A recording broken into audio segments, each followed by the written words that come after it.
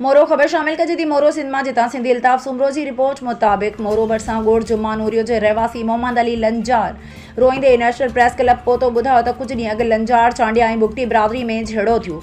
टिन्हीं तरफ़ां अंधाधुंध फायरिंग कई वई, जंहिंमें मुंहिंजो पुटु दादलो उर्फ कारो खे गोली हणी मारियो वियो। जॾहिं त लंजार चांडिया ऐं बुगटी बिरादरी में को बि माण्हू मूं वटि न आयो आहे त तोसां एॾो वॾो ज़ुल्म कयो वियो आहे जो तुंहिंजो जवान पुट खे मारियो वियो आहे। मां रोईंदो रहियसि, पर लंजार चांडिया ऐं बुगटी बिरादरियुनि मां केर बि न आयो। मुंहिंजे घर लंजार हाउस मोरो मां बि को बि न आयो। हाणे ख़बर पई आहे त लंजार हाउस मोरो में फ़ैसिलो थियण वारो आहे। अञा बि ज़ालिम माण्हू मूंखे अचण जो चई न रहिया आहिनि।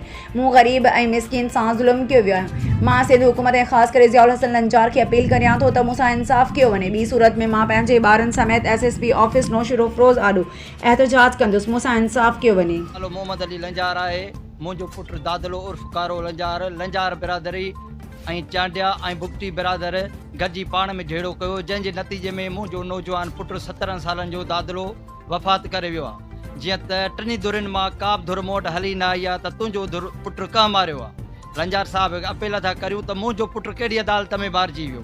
अॼुकल्ह हू माण्हू भॼंदा था वतन त असां पंहिंजो 94 ॿार फ़ैसिलो करायूं, ऐं हिन महिल ताईं लंजार हाउस तां को बि माण्हू मूं वटि हली न आयो आहे त तुंहिंजो पुटु कीअं मोह, छो मोह, छाला मोह।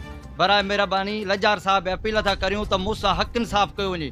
मुंहिंजो पुटु छो मारियो वियो आहे, मुंहिंजो हिन महिल ताईं को बि वस वारो मूं वटि हली न आयो आहे। मुंहिंजी मदद कई वञे। मां बेवस थी तव्हां प्रेस करण वारा हली आयो आहियां त मुंहिंजो हक़ इंसाफ़ कयो वञे।